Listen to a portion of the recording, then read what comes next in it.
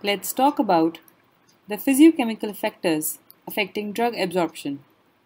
These include the solubility of the drug and the rate of dissolution, the particle size and surface area of the drug, polymorphism, amorphism, and pseudopolymorphism nature of the drug, the lipophilicity of the drug, its stability, and the salt form of the drug. Let's discuss them one by one. The diagram depicts the rate determining steps for lipophilic drug and hydrophilic drugs after oral administration. As you can see, once the solid dosage form is taken by the patient, it disintegrates to form solid drug particles. Then first step is dissolution followed by permeation across the membrane. In case it is a lipophilic drug, dissolution is the rate determining step. Once the drug is dissolved and it is available at the absorption site, its permeation across the membrane will be a rate determining step for the hydrophilic drug. So always remember that for hydrophobic, poorly aqueous soluble drugs like spironolactone and griseofulvin, absorption is dissolution rate limited. Whereas in hydrophilic with high aqueous solubility drugs like neomycin, the dissolution is rapid, but permeation across the membrane is rate limiting step. The term maximum absorbable dose or MAD is used to correlate the drug absorption with its solubility.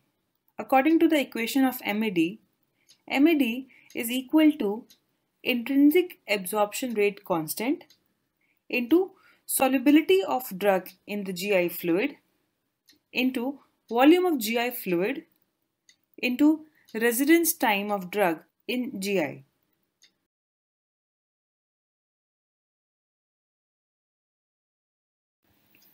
Another factor under this category is particle size and surface area.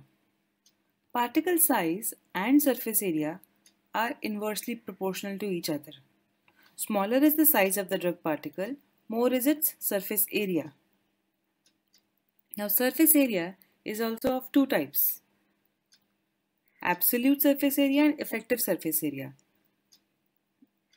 Absolute is total surface area of solid surface of any particle, whereas effective surface area is the area of solid surface which is exposed to the dissolution medium. So when we are talking about the rate of dissolution, we are talking about the effective surface area and not the absolute surface area. If you remember the Noyes-Whitney equation, it said that as the surface area increases, the dissolution rate increases. We have just studied that as the particle size decreases, the surface area increases. Therefore, a decrease in particle size will result in higher dissolution. A decrease in particle size can be achieved by micronization of the particles. Micronization has also helped in decreasing the dose of certain drugs because of increased absorption efficiency. It was observed that the dose of spironolactone was decreased 20 times after micronization. This was the case of non-hydrophobic drugs. However, in case of hydrophobic drugs like aspirin and phenobarbital, micronization results in decrease of the effective surface area, therefore causing a fall in dissolution rate. Why does it happen? It happens because the hydrophobic surface of the drug absorbs air onto the surface. This decreases their wettability. Also, these particles reaggregate to form large particles because these particles have very high surface free energy. Therefore, they reaggregate to form large particles which either settle or float on the dissolution media. And finally, electrically induced agglomeration has some kind of surface charges. This prevents intimate contact of drug with the dissolution medium. Because of these three reasons, hydrophobic drugs show decrease in effective surface area and a fall in dissolution rate or micronization. Polymorphism and second one is the pseudo polymorphism. कि जो polymorphism है वो polymorphism हमारे drug के absorption को कैसे increase और decrease करती है, और स्यूडो पॉलीमॉर्फिज्म हमारे ड्रग के एब्जॉर्प्शन को कैसे इंक्रीज और डिक्रीज करता है। सबसे पहले हम जानेंगे पॉलीमॉर्फिज्म के बारे में। पॉलीमॉर्फिज्म कैसे हम ताकि एब्जॉर्प्शन इंक्रीज और डिक्रीज कर सके, उससे पहले हम थोड़ा सा ये जान लेते हैं कि पॉलीमॉर्फिज्म होता क्या है। कोई भी ड्रग मॉलिक्यूल का जब स्ट्रक्चर देखेंगे, उसका फिजिकल फॉर्म देखेंगे, उसकी जो मॉर्फोलॉजी देखेंगे, तो हम उसको दो ग्रुप में डिवाइड करते हैं। एक को कहते हैं इट इज एमॉर्फस फॉर्म, और दूसरा क्या कहेंगे it is a crystalline form. किसका कि वैसा ड्रग मॉलिक्यूल जिसकी अपनी कोई definite structure, definite shape and size हो, तो उसे हम कहेंगे ये क्रिस्टलाइन फॉर्म में ड्रग है। अब यदि सपोज करें कोई ड्रग है और वो ड्रग दो या दो से ज्यादा क्रिस्टलाइन फॉर्म में एग्जिस्ट कर रही है, तब हम उस ड्रग को क्या कहेंगे it is the polymorph. Means वो क्रिस्टलाइन ड्रग है लेकिन उसकी जो क्रिस्टल्स हैं वो दो या दो से ज्यादा शेप में अवेलेबल है, तो हम उसे क्या कहेंगे इट इज ए पॉलीमॉर्फ। और इस पूरे फेनोमेना को हम नाम देंगे इट इज ए पॉलीमॉर्फिज्म। अभी जो पॉलीमॉर्फ्स है या जो पॉलीमॉर्फिज्म फिर दो ग्रुप में डिवाइड की गई, दो टाइप की होती है। हम कह सकते हैं कि पॉलीमॉर्फ दो तरह की होंगी। एक हम नाम देंगे एन एंटियोट्रॉपिक पॉलीमॉर्फ और दूसरा नाम देंगे monotropic polymorph. Enantiotropic polymorph and monotropic polymorph. अब देखिए सबसे पहले कि एन एंटियोट्रॉपिक पॉलीमॉर्फ क्या होता है। यदि सपोज करिए कोई ड्रग है, वो ड्रग दो या दो से ज्यादा क्रिस्टलाइन फॉर्म में एग्जिस्ट कर रही है और वो फॉर्म रिवर्सेबल है। रिवर्सेबल मतलब कि वो एक दूसरे के रूप में वो चेंज कर सकती हैं, और वो जो चेंजिंग होगी, वो जो शेप और साइज होगा, वो किस बात पर डिपेंड कर रहा है, टेम्परेचर एंड प्रेशर। तब हम इसे क्या नाम देंगे इट इज द एनेंटियोट्रॉपिक पॉलीमॉर्फ। अब next monotropic polymorph. Monotropic polymorph के बारे में कहा क्या करता है कि हाईली अनस्टेबल पॉलीमॉर्फ है। ये इसकी स्टेबिलिटी इसके अंदर नहीं होती, बहुत ही अनस्टेबल है, और किसी भी टेम्परेचर प्रेशर में हो वो अनस्टेबल रहेगा, तो इसको नाम देंगे it is the monotropic polymorph. ये तो हमारी की पॉलीमॉर्फ क्या होती है, पॉलीमॉर्फिज्म क्या होती है, एनेंटियोट्रॉपिक पॉलीमॉर्फ क्या होती है और मोनोट्रॉपिक पॉलीमॉर्फ क्या होती है। अब हम जानेंगे कि ये पॉलीमॉर्फ किस तरह से ड्रग के एब्जॉर्प्शन को डिक्रीज करती है।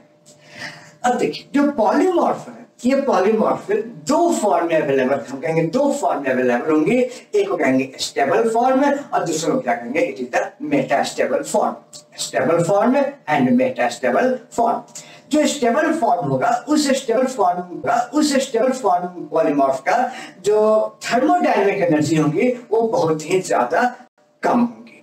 उनकी जो मेल्टिंग पॉइंट होंगी वो मेल्टिंग पॉइंट काफी ज्यादा होंगी, और जो उनकी एक्वा सॉल्युबिलिटी होगी, एक्वा सॉल्युबिलिटी बहुत ही कम होगी। फिर से रिपीट कर रहा हूं कि जो स्टेबल पॉलीमॉर्फ होंगे वो स्टेबल के शेप में जल्दी से चेंजेस नहीं आएंगे, उनके अंदर थर्मोडायनामिक एनर्जी बहुत ही कम होंगी, उनकी मेल्टिंग पॉइंट बहुत ज्यादा होगी, और उसकी जो एक्वा सॉल्युबिलिटी होगी वो एक्वा सॉल्युबिलिटी बहुत ही कम होगी।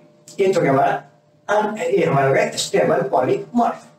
दूसरा कौन सा है, that is the metastable polymorph. Metastable polymorph को क्या होता है, मेटा मींस ये स्टेबल नहीं है लेकिन ये अनस्टेबल भी नहीं है। हम क्या करेंगे, ये स्टेबल नहीं है लेकिन ये अनस्टेबल भी नहीं है, तो इसका नाम दिया it is a metastable polymorph. जो मेटास्टेबल पॉलीमॉर्फ होंगे इनके अंदर हायर एनर्जी, जो थर्मोडायनेमिक एनर्जी होगी वो काफी ज्यादा होगा, इनका मेल्टिंग पॉइंट बहुत कम होगा और एक्वा सॉल्युबिलिटी बहुत ज्यादा होगी। Higher thermodynamic energy, higher solubility and lower melting point। अब हम लोग पहले जान चुके हैं कि किसी भी ड्रग का लिक्विड सॉल्युबिलिटी जितनी ज्यादा होंगी जीआईटी से उस ड्रग का एब्जॉर्प्शन पहले फास्ट होगी, क्योंकि पहले वो एक्वस में डिसॉल्व होगा और डिसॉल्व होने के बाद वो ड्रग एब्जॉर्ब होगा। मींस इसका मतलब क्या हुआ कि जो पॉलीमॉर्फ है और वो जो मेटास्टेबल फॉर्म में है तो उनके जो रेट ऑफ डिसोल्यूशन है वो रेट ऑफ डिसोल्यूशन ज्यादा फास्ट होगा compare to the stable polymorph. अब मेटास्टेबल पॉलीमॉर्फ से हम लोग एक एग्जांपल देखते हैं। एग्जांपल क्या होगा कि इसका मतलब क्या हुआ, एग्जाम्पल पहले क्या हुआ कि जब भी हम ड्रग को मैन्युफैक्चर करेंगे, यदि वो ड्रग पॉलीमॉर्फ फॉर्म में अवेलेबल है तो हमारी क्या कोशिश होगी कि हमेशा हम मेटा स्टेबल पॉलीमॉर्फ ड्रग को ही सेलेक्ट करें। जस्ट फॉर एग्जाम्पल रिबोफ्लेविन जो रिबोफ्लेविन एक ड्रग है, वो ड्रग 3 फॉर्म में अवेलेबल होती है, पॉलीमॉर्फ 1, पॉलीमॉर्फ 2 एंड पॉलीमॉर्फ 3।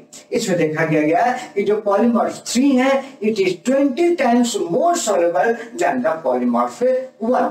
इसका मतलब क्या हुआ कि हम किसको प्रेफर करेंगे, तो इसका जो पॉलीमॉर्फ 3 फॉर्म है उस फॉर्म को हम प्रेफर करेंगे for the preparation of the dosage 4।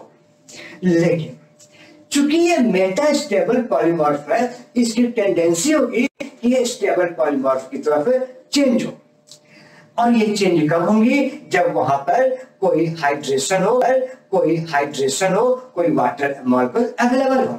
यदि हम इस मेटा स्टेबल को डिहाइड्रेट फॉर्म में रखें, मींस एसिड पर फॉर्म में रखें जहां पे वाटर कंटेंट नहीं है, उस कंडीशन में इसकी जो मेटा स्टेबल स्टेट है वो बहुत लंबे समय तक मेंटेन रहती है।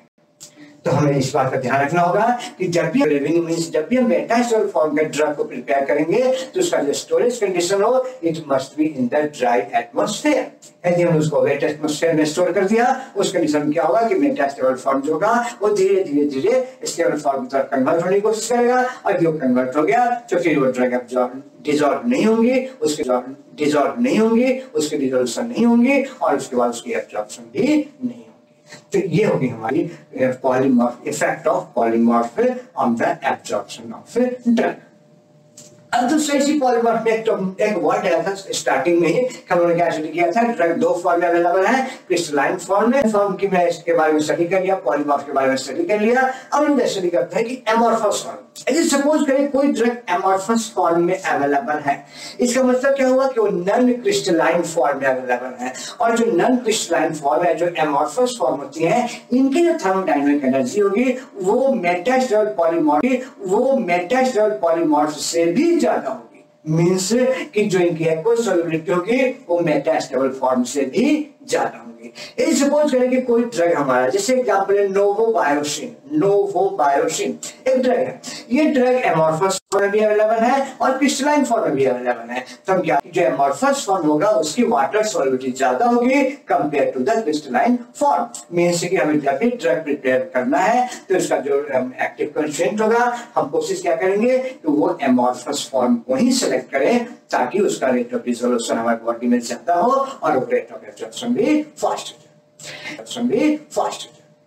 तो ये हम कंपेयर करें कि हमारे पास ड्रग 3 फॉर्म अवेलेबल हो सकती हैं, amorphous form, Meta stable form and stable form, means amorphous form and polymorph form. अब हम देखेंगे तो जो रेट ऑफ डिसोल्यूशन है सबसे ज्यादा किसकी होगी, एमॉर्फस फॉर्म की, उस सबसे कम किसकी होगी, स्टेबल फॉर्म की। तो ये तो हमारे effect of polymorphism on the absorption of drug. अब जो दूसरा पॉइंट बच गया, that was the pseudo polymorphism. कि स्यूडो पॉलीमॉर्फिज्म नाम से क्लियर है, स्यूडो और पॉलीमॉर्फिज्म। पॉलीमॉर्फिज्म जैसा दिख तो रहा है लेकिन वहां पर पॉलीमॉर्फिज्म नहीं है, तब हम उसके लिए क्या वर्ड यूज करेंगे, स्यूडो पॉलीमॉर्फिज्म। और हम ये जानने की कोशिश करेंगे कि जो स्यूडो पॉलीमॉर्फिज्म है ड्रग का, वो स्यूडो पॉलीमॉर्फिज्म किस तरह से ड्रग के डिसोल्यूशन का अफेक्ट कर रहा है और किस तरह से ड्रग के रेट ऑफ एब्जॉर्प्शन को अफेक्ट कर रहा है। सबसे पहले ये जानेंगे कि स्यूडो हम किसे कहेंगे। यदि हम स्यूडो पॉलीमॉर्फिज्म वर्ड यूज करते हैं तो कह सकते हैं जो स्यूडो पॉलीमॉर्फ्स हैं वो स्यूडो पॉलीमॉर्फ्स 2 फॉर्म में अवेलेबल होते हैं। एक का नाम होते हैं हाइड्रेट्स और दूसरा नाम होते हैं सॉल्वेट्स, हाइड्रेट्स एंड सॉल्वेट्स। यदि सपोज करें कि कोई हमारे पास क्रिस्टलाइन फॉर्म है, कोई हमारे पास क्रिस्टल ड्रग है, ओके, कोई हमारे पास क्रिस्टलाइन फॉर्म के ड्रग है जो पॉलीमॉर्फ भी हो सकती हैं और वो स्यूडो पॉलीमॉर्फ भी हो सकती हैं। जब वर्ड स्यूडो पॉलीमॉर्फ कहते हैं, इसका मतलब क्या हुआ कि वो डिफरेंट फॉर्म में अवेलेबल है, डिफरेंट क्रिस्टल फॉर्म में अवेलेबल है, लेकिन वो कोई भी सॉल्वेंट एंट्रैप हो गई है और उस सॉल्वेंट के एंट्रैप होने से वो डिफरेंट स्टेप में हमें क्लियर हो रहे हैं कि ये ड्रग डिफरेंट स्टेप्स के अंदर, ये मॉलिक्यूल डिफरेंट स्टेप्स क्लियर है due to entrapment of the solvent molecule inside the crystal. तो हम इसके जो वर्ड यूज करेंगे that is the pseudo polymorphism. अभी सपोज करें कि वहां पे जो सॉल्वेंट इंटरैक्ट हुई है वो वाटर, तब उसका नाम देंगे इट इज हाइड्रेट। और जब वहां पे कोई ऑर्गेनिक सॉल्वेंट इंटरैक्ट हो गई है तो उसका नाम देंगे इट इज ए सॉल्वेट। यदि वाटर इंटरैक्ट है, क्या नाम दिया उन्होंने, हाइड्रोजन। ऑर्गेनिक सॉल्वेंट इंटरैक्ट है तो उसका नाम देंगे सॉल्वेट। क्लियर बात ये। अब क्या कहा जा रहा है कि जो कोई भी ड्रग हो, यदि वो एनहाइड्रस फॉर्म में होगा तो उस ड्रग की सॉल्युबिलिटी ज्यादा होगी compare to the hydrate form. जैसे फॉर एग्जांपल हम कि हमारे पास एम्पिसिलिन है। एम्पिसिलिन एनहाइड्रस भी हो सकता है, एम्पिसिलिन मोनोहाइड्रेट भी होता है, एम्पिसिलिन ट्राइहाइड्रेट भी होता है। तो जो एम्पिसिलिन एनहाइड्रस है उसका रेट ऑफ डिसोल्यूशन ज्यादा होगा compare to the ampicillin monohydrate या एम्पिसिलिन ट्राइहाइड्रेट। मींस जो होगा और जब रेट ऑफ डिसोल्यूशन ज्यादा होगा तो ऑटोमेटिकली उसका रेट ऑफ एब्जॉर्प्शन भी ज्यादा होगा। अब हम लोग डिस्कस करते हैं सॉल्वेट और हाइड्रेट्स के बारे में। जो सॉल्वेट्स होंगी उसकी वाटर सॉल्युबिलिटी ज्यादा होंगी, फास्टर होंगी then compare to the hydrates. Means क्या हुआ कि जो सॉल्वेट्स हैं उस सॉल्वेट्स का रेट ऑफ एब्जॉर्प्शन फास्ट होगा कंपेयर टू द हाइड्रेट्स। तो ये तो हमने डिस्कस कर लिया।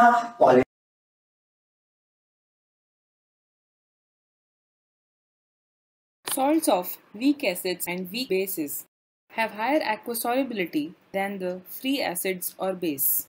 Therefore, if the drug is given as a salt, the solubility can be increased and the dissolution can be improved. The graph shows dissolution profile of various salts such as that of potassium and calcium. The graph shows that the potassium and calcium salts of drugs have higher solubility than free drugs. Therefore, if the drug is given as a salt, its solubility increases and dissolution can be improved.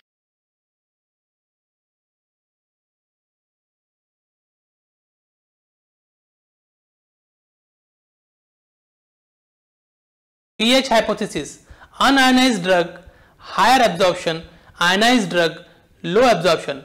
Higher absorption, weak acid, phenobarbital and aspirin; weak acid, base, theophylline, caffeine and codeine; low absorption, strong acid, dissolution, chromogylate; strong base, guanethidine. 7th, drug pKa and lipophilicity and GI pH. pH partition theory states that for drug compounds of molecular weight more than 100 which are primarily transported across the biomembrane by passive diffusion, pKa of drug, the lipid solubility of the unionized drug, pH at the absorption site, amount of drug that exists in ionized form and in ionized form is a function of pKa of drug, and pH of the fluid at the absorption site, and it can be determined by Henderson-Hasselbalch equation which is given below, that is pH is equal to pKa plus log of ionized form divided by unionized form for acidic drugs. Then pH is equal to pKa plus log of unionized form divided by ionized.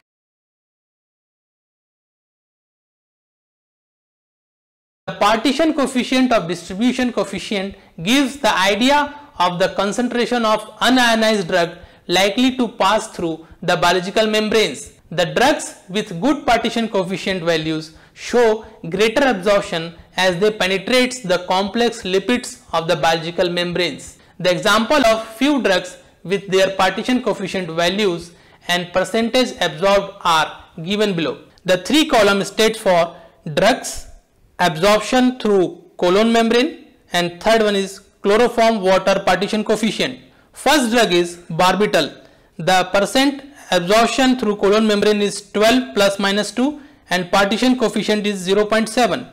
Then second drug cyclobarbital. It has percent absorption through colon membrane is 24 plus minus 3 and partition coefficient 18. Secobarbital 40 plus minus 3 and partition coefficient 50.7. Hexathol percent absorption 44 plus minus 3 and partition coefficient is higher than 100. The stability of a drug in GI conditions has to be studied before selecting it for improved dissolution. Let me explain you by giving an example of penicillin G and ampicillin. Ampicillin is more resistant to hydrolysis, whereas penicillin G undergoes hydrolysis. Therefore, ampicillin is a drug of choice over penicillin G. Just like that is an example of antibiotic erythromycin propionate. It is chosen over erythromycin, which is unstable in gastric fluids. This is how the stability of a drug in GI tract affects its absorption.